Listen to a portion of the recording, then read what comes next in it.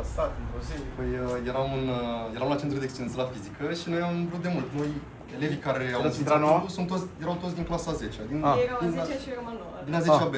Da. Și noi am vrut să creăm un spațiu unde să avem clubul nostru robotică, să facem ceea ce ne place și am vorbit cu doamna Bălăucă, cu domnul Acatin, că e cu mai mulți profesori și cu doamna director și am ajuns la concluzia că am dorit să facem un club de robotică. De acolo profesorii ne-au ajutat din punct de vedere al organizării să avem toate documentele și să ne scriem la FTC.